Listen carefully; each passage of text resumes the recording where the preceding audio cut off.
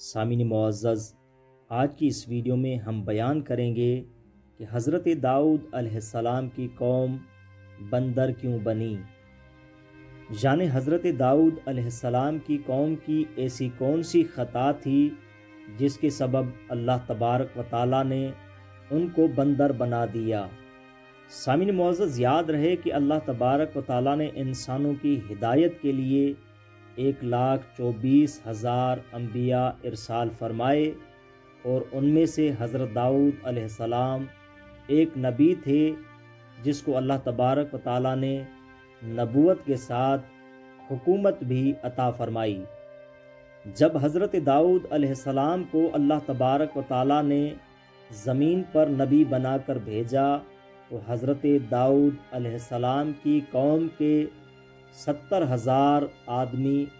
عقبہ کے پاس سمندر کے کنارے ایلا نامی گاؤں میں رہتے تھے، اور یہ لوگ بڑی خوشحالی کی زندگی بسر کرتے تھے، اور ان لوگوں کا کام تھا مچھلی کا شکار کرنا۔ اور جب اللہ تبارک و تعالیٰ نے ان سے امتحان لینا چاہا تو ان کے لیے اللہ تبارک و تعالیٰ نے ہفتے کے دن مچھلی کا شکار کرنا حرام قرار دے دیا، جبکہ ہفتے کے علاوہ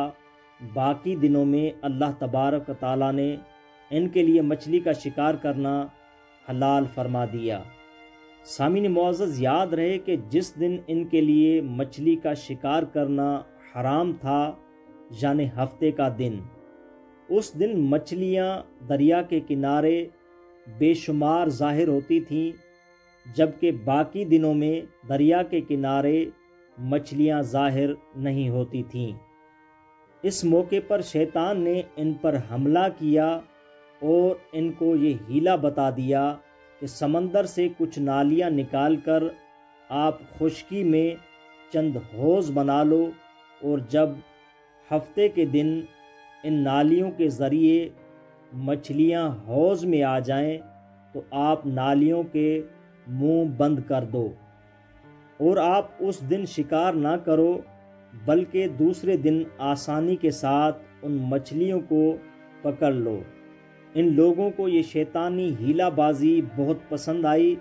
اور ان لوگوں نے یہ نہیں سوچا کہ جب مچھلیاں نالیوں کے ذریعے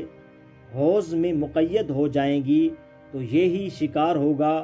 جو کہ اللہ تبارک و تعالیٰ نے ہفتے کے دن ہمارے لیے شکار کرنا حرام قرار دے دیا ہے۔ سامعین معزز، یاد رہے کہ جب شیطان نے ان پر حملہ کیا اور ان کو یہ ہیلا بتایا، اس موقع پر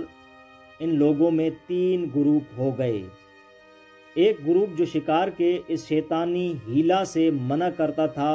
اور ناراض اور بیزار ہو کر شکار سے باز رہتا تھا، اور دوسرا گروپ یہ ہو گیا کہ جو دل سے تو اس شیطان کے ہیلا بازی کو برا جانتا تھا مگر اس کے باوجود خاموش رہتا تھا، اور سامعین معزز تیسرا گروپ جس نے اللہ تبارک و تعالیٰ کی نافرمانی کی اور شیطان کے اس ہیلا بازی کو مان کر ہفتے کے دن مچھلیوں کا شکار کرنا شروع کر دیا، جس دن اللہ تبارک و تعالیٰ نے ان کے لیے مچھلیوں کا شکار کرنا حرام قرار دے دیا تھا۔ سامعین معزز، جب تیسرے گروپ نے ہفتے کے دن مچھلیوں کا شکار کرنا شروع کر دیا تو دوسرے لوگوں نے، جنہوں نے شیطان کے اس ہیلا بازی کو